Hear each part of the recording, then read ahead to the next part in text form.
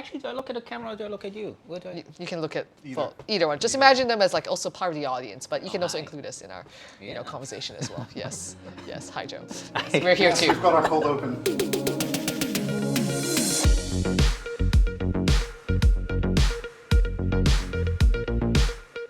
Hi everyone and welcome to The Grind. This is a weekly episode where we talk about the sermon that we heard this past weekend. Today we have Nathan and our special guest Joe joining us for the first time. For those of you who don't know who Joe is, he is our worship coordinator. He does a lot behind the scenes. He runs our, runs a creative team as well and plays amazing keys.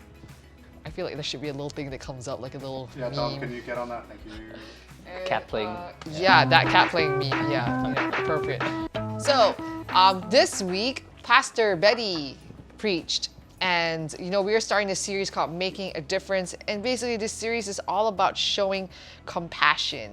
And, we're challenged to really put our love, our passion for Jesus into action. And so, this message was titled, Do We Still Care? So anyways, with that being said, she was talking about compassion fatigue, like how this world is lacking empathy right now, which is kind of true, I guess. Like, it is kind of like...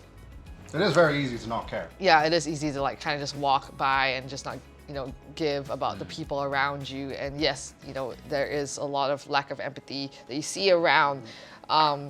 And yeah, that kind of sucks. That empathy is on a decline and people care less and less. And there's some things that attribute to that. She was talking about compassion, fatigue.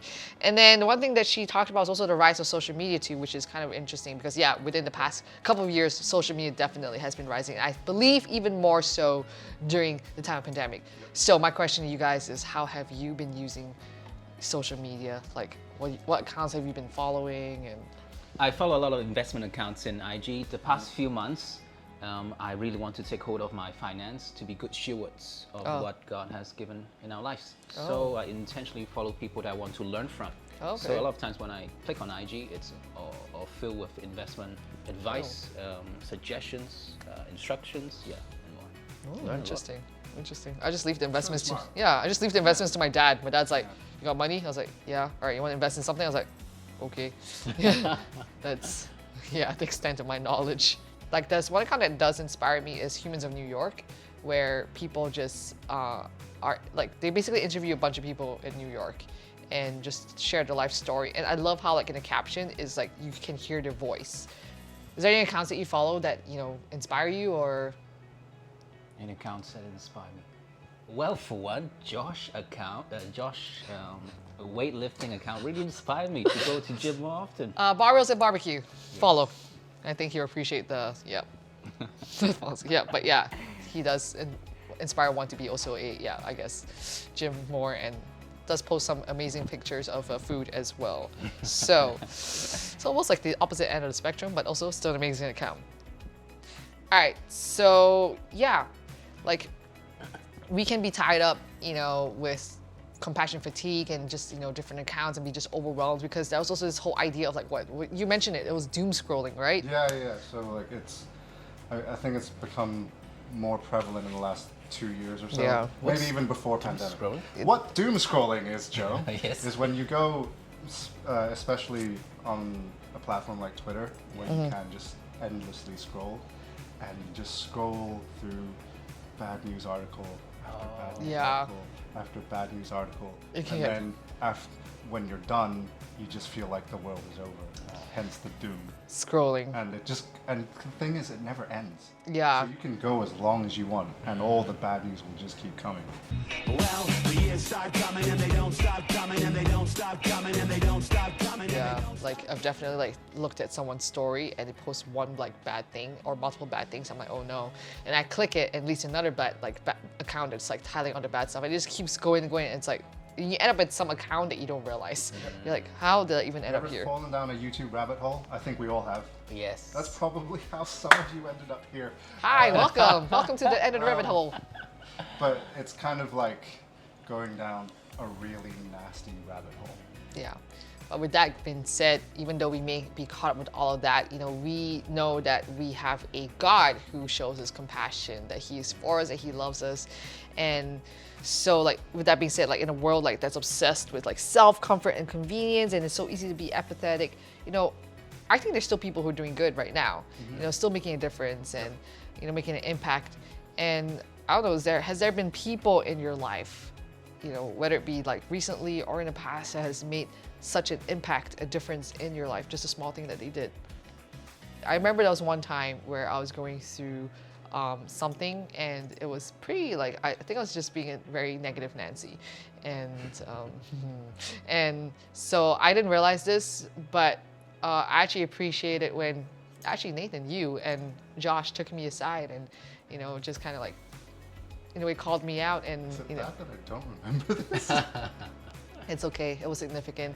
And it made a difference because it kind of just lifted me out of my little pit of despair. What can I say except You're welcome.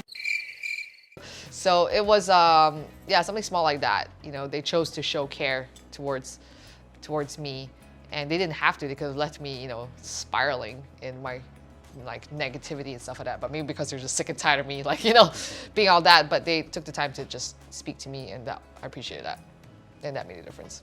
When I was in UK, when I was studying in a boarding school, every time when the term ends, our church families, aunties and uncles would invite all the students to come over to have something simple. And they are not very rich off, they are just barely sufficient. And a lot of times when we eat, it's just a big pot of curry and a big pot of rice, that's all. That sounds yummy. That's nice though. It's That sounds actually yummy, very actually. nice for a student. We went in, we just enjoy, we have a laugh. But as I was reflecting a couple months ago, I actually never show any gratefulness. I was like, I went there with almost like a sense of entitlement. Every Sunday, the pastor actually so nice, they drive us to the church from the boarding school to the Sunday. That's So actually nice. really nice. Yeah, and cook us food every week and give us advice, give us a mentorship and all. And actually, yeah, the pot of curry, it's what really sticks out to me for a poor student like me and like a lot of people. Yeah. Food means a lot. Yeah. So I think that's the time that I felt like I'm still in a family when I was alone in UK. Yeah. So, Yeah, that would make a big difference. Yeah. Yeah. and I think reflecting now, I feel like taking care of people around me, providing whether it's food, help or assistance is something so Yeah. natural for me because I was shown the same kind of love before. Yeah. So compassion show to me. Yeah. It's a very good way for me to learn what loving people is supposed to be like. It's like God loves us first, then we love people. When I see someone being compassionate on myself, then I know how to be compassionate on other people. No, that's good. I mean, after all, one of the reasons why we're able to show compassion and know how the power of compassion is because we have experienced compassion itself from God, and which is ultimate act of love and action, which is His Son dying on the cross for us. So, yeah, I mean, I like what Pastor Barry said. We don't want to just see God move in the city. We want to move with God in the city, and yeah. So Like, how can we do that? yeah. Yeah, I mean, I think what stuck out to me from Pastor Reddy's message was that to show compassion, you have to be present, you have to be passionate, and you have to be willing. Yeah. The be present part, I think, I feel like that's the easiest part to do. Yeah, you can just, because be it's there. like, you can doom scroll all you want, or you can actually flip the coin and go, no, I'm going to see what's around me. Yeah. Right. So for me, that makes it the easiest part. But to be passionate and be willing, that is, I think that's something you have to find within yourself. Like it might be a process. It might take a day or a week where you just go, yeah, this is what I want to do, and I'm going to do it. But for a lot of other people, it might be a process of like trial and error, finding what they're passionate with, like who the people they want to help, and stuff like that. For me, I think the hardest part is being able to empathize with the person in front of me. There's a person that I know, and she's out of job, but not by circumstances, but by choice. Oh, okay. So she intentionally say our job, saying that, hey, Oh, I don't okay. want to work. But at the same time, she would have ridiculous dreams like, I want to get rich. Along the time, at times, I do feel quite discouraged at times. I think not only me, quite a lot of people feel discouraged too. Saying like, especially we cannot work harder than a person.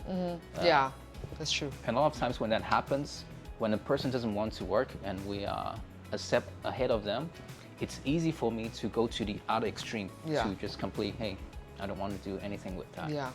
And there's one point I was asking God, hey, what actually happened? How come my heart is like that?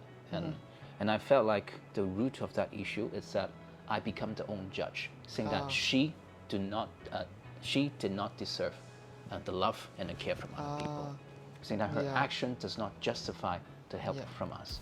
And Right. when I realized that, hey, that's so wrong, because as I was praying, God was showing me I was exactly the same sometime when I was a kid or even now. So that time I was reflecting, I was saying, who am I to judge my friend there, to say that she does not deserve the help. And when I have this mentality change, I found it was so much easier for me to love her. I felt like my emotions came back, my love for her came back, my compassion for her came back. So, yeah, for me, it's to deal with the perceptive, not yeah. to judge the person and criticize the person. No, that's good. That's really, really good. Yeah. Because like normally as humans, you know, as much as we want to not to do this, we jump to conclusions and we judge real quick. So like I know we can never attain to be like exactly like Jesus, but like, you know, at the end of the message, you know, Pastor Betty said like, you know, we can, when we do the practical, something in the spiritual happens, and we'll just let God, you know, do the bit that we can, that He does, you know. So it's not like what we can do.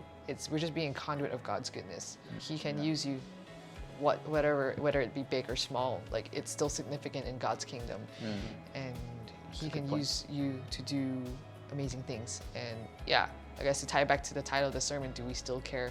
Yeah, we still care. You know, so again, feel free to let us know how we can help you, and you know, any prayer requests, any questions, like feel free to drop it in the comments. Yeah, so this about wraps up our time here. And again, thank you for joining, and we'll catch you next time. Bye.